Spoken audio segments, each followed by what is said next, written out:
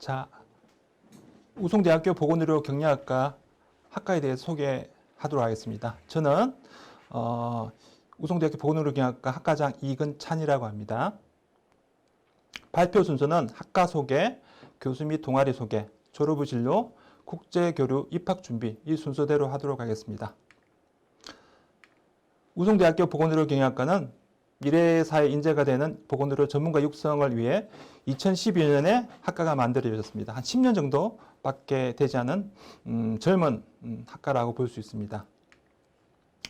저희 학과의 교육 목표는 그 보건의료 관리 분야의 전문성을 배양하고, 그다음에 보건의료 정보 관리 능력과 함께 이제 건전한 시민성을 가진 전문가를 배출하고자 합니다. 그래서 의료정보 관리에 대한 역량이라든지 의료경영 분석에 대한 역량, 문제 해결 역량, 그다음에 서비스와 관련한 인간관계 역량 이런 쪽을 함양하기 위해서 교과나 비교과 활동을 하고 있습니다. 다음은 우송대학교 보건의료경영학과의 교육과정입니다. 1학년 1학기, 2학기에 이제 의료경영에 관련된 분야, 그다음에 보건의료 정보, 그다음에 기초적인 임상 관련된 여러 가지 교육과정으로 구성되어 있습니다. 또한 이 웰니스 산업 전공 융합 부전공 트랙이라든지, 그다음에 보건의료 빅데이터 분석을 위한 보건의료 소프트웨어 연계 부전공을 별도로 운영하고 있습니다. 이런 전공이나 비교과, 부전공 과정을 통해서 병원 행정 전문가, 그다음에 의료정보관리 전문가, 그리고 보건직 공공인재 이 주요한 세 가지 트랙을 기반으로 전문직을 육성하기 위해서 이제 우리 교과를 운영하고 있습니다. 그래서 이제 각 분야에 대해서는 추후에 이 후반부에 각 전공 파트의 교수님께서 자세히 따로 설명드리도록 하겠습니다. 저희 과는 이제 뭐 보건의료 정보에 대한 소프트웨어 교육을 위한 전산실, 그다음에 실습을 위한 여러 가지 실습장을 구비하고 있으며, 외부 의료기관이라든지 보건산업체 쪽을 통한 인턴십을 운영하고 있습니다.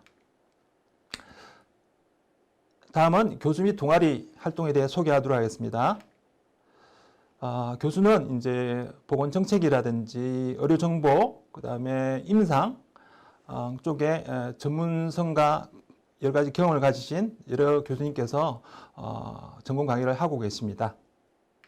또한 학과 내 여러 가지 실무 능력을 함양하는 동아리라든지, 그다음에 공공기관 취업 또는 이제 의료기관에 대한 방문, 그다음에 선후배 간의 친교를 도모하는 여러 가지 동아리 활동이 운영되고 있습니다. 또한 이제 그래서 이런 동아리에 자유롭게 동아리에 지원해가지고 선배들과 여러 가지 활동을 할 수 있게끔 조치되어 있습니다. 다음은 이제 학교 내에서 하는 활동에 대한 어떤 슬라이드입니다. 네, 안녕하십니까. 국제교류에 대해서 설명드릴 이진화 교수입니다. 자, 우송대학교는 기본적으로 해외에 있는 대학들과 교환학생 프로그램, 그리고 3+2 식으로 여러분이 양쪽 대학교에서 학위를 받을 수 있는 다양한 프로그램들이 있는데요. 저는 이 중에서 이제 신입생 여러분들이 관심이 있을 만한 인텐시브 잉글리시 프로그램에 대해서 설명을 해드리고자 합니다. 이 인텐시브 잉글리시 프로그램은 여러분이 미국에서 워너퍼시픽 대학교에서 진행을 하게 될 텐데요. 이 대학교 장소를 빌려서 PIA라고 부르는 퍼시픽 인터내셔널 아카데미라는 교육기관에서 관리를 하고 있습니다. 이 대학교는 미국 오레곤주 포틀랜드에 위치하고 있고요. 북쪽으로는 시애틀, 그리고 남쪽으로는 샌프란시스코가 위치하고 있어서 여러분이 공부를 하기에도 좋지만 관광을 진행하기에도 아주 좋은 위치에 워너퍼시픽 대학교가 위치하고 있습니다. 자, 그리고 지원 절차에 대해서 간단하게 설명을 해드리자면은, 일단 여러분이 레벨 테스트를 거쳐야 되는데요. 이 레벨 테스트는 객관식 100문항으로 구성이 되어 있고요. 그리고 10분에서 15분가량의 스카이프 면접으로 진행이 됩니다. 이 스카이프 면접의 경우에는 여러분이 워너퍼시픽 대학교에 가서 수업을 받게 될 교사님들이 실제로 여러분을 이제 스카이프 면접을 통해서 질문을 하게 될 것인데요. 여러분이 관심 있는 분야, 그리고 취미 위주로 간단한 질문들을 할 예정이니까 너무 긴장하지 않으셔도 될 것 같습니다. 자, 여러분이 지원 서류를 작성하시고 이제 심사를 거친 후에 승인이 되면 나중에 미국 대사관에 가셔서 학생 비자를 발급받을 수가 있는데요. 이 부분에 대해서는 나중에 저희 학과에 오시게 되면은 제가 더 자세하게 설명해 드리도록 하겠습니다. 자, 프로그램 일정 및 시간표는 2020년도 기준인데요. 여러분이 시작일과 종료일을 보시면은 우성대학교의 봄학기, 여름, 가을, 겨울학기의 시작과 종료일과 많이 일치한다는 사실을 알 수가 있는데요.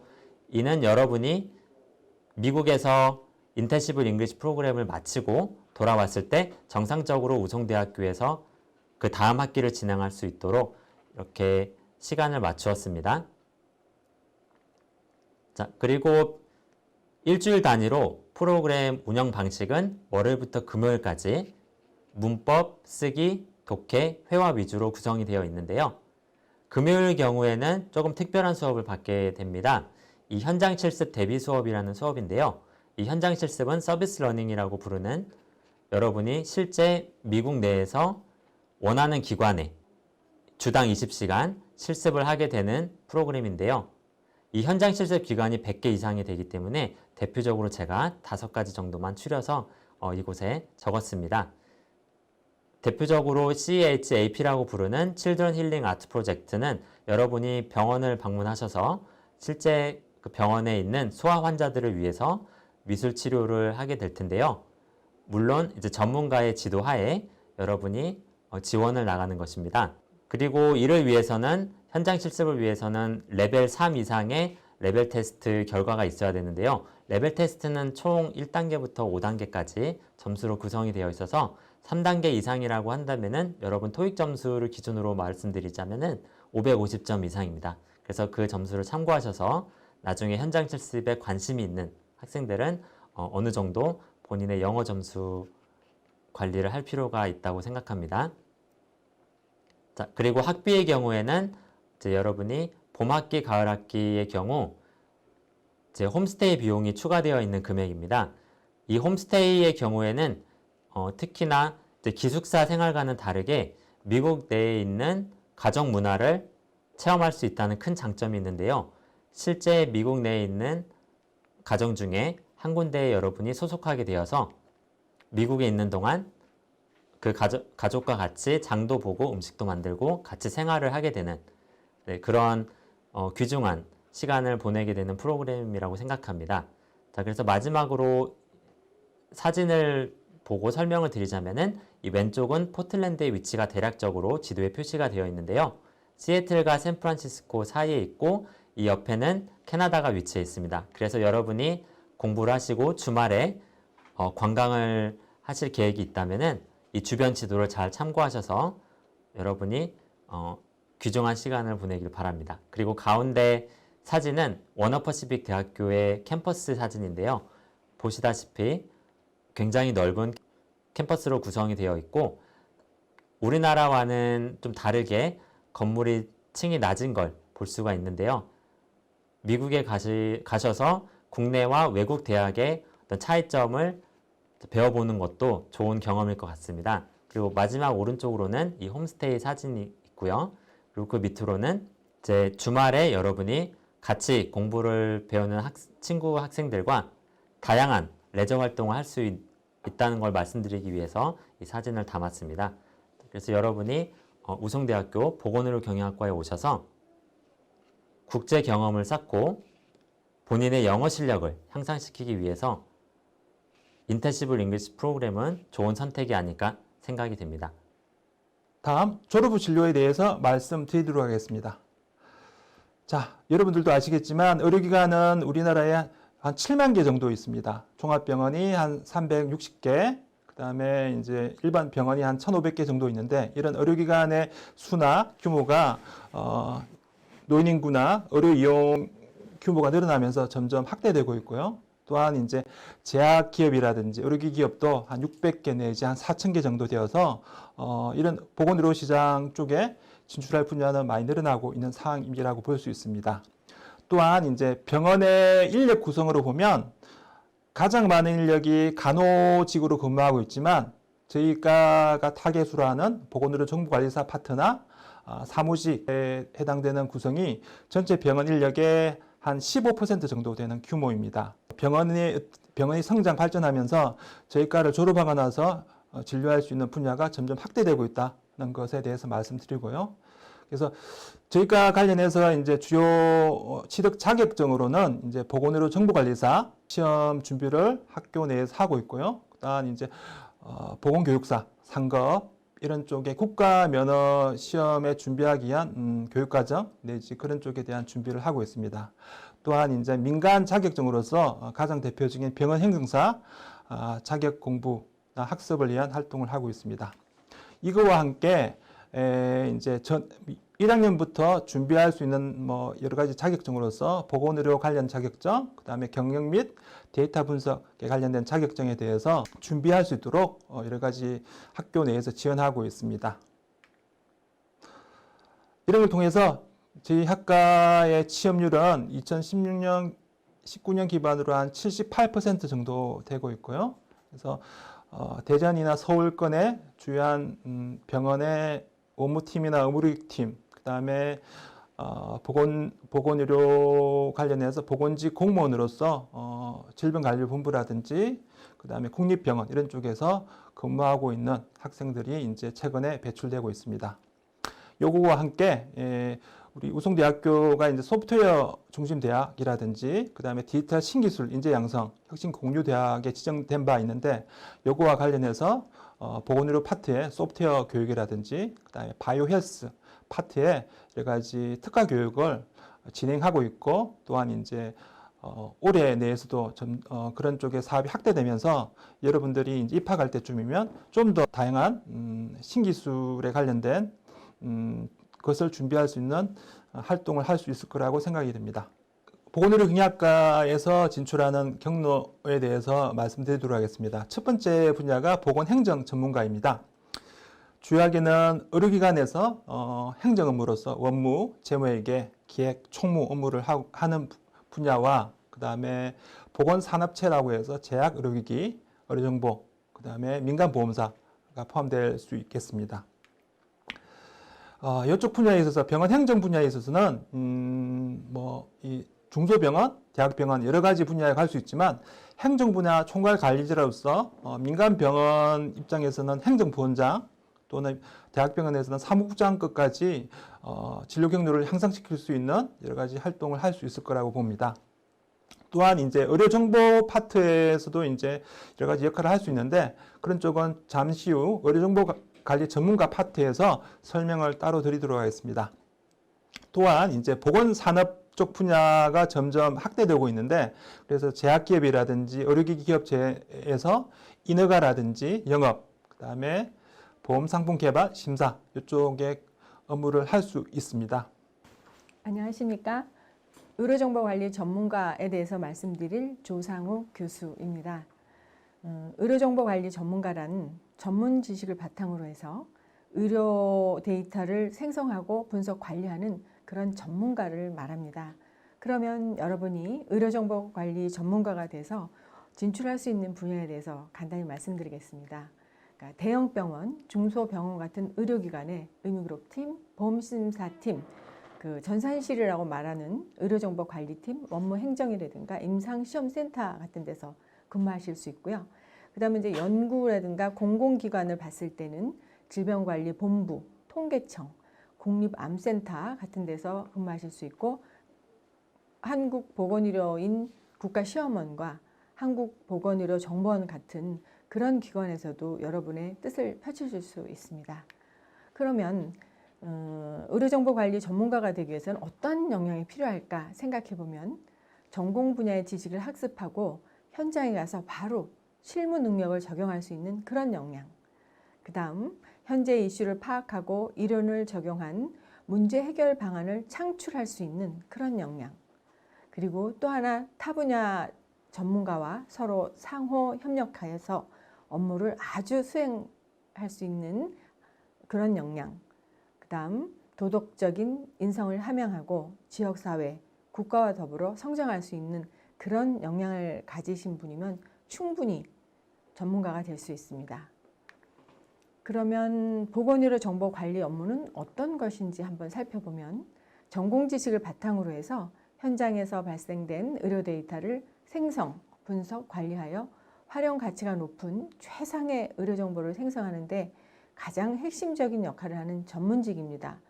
그래서 아까 말씀드린 의료기관과 그 기관뿐 아니라 보건의료 정보 표준 전문가가 될 수 있고 또한 개인정보 보호 관리자 등의 영역에서도 그 능력을 지금 열심히 발휘하고 있습니다.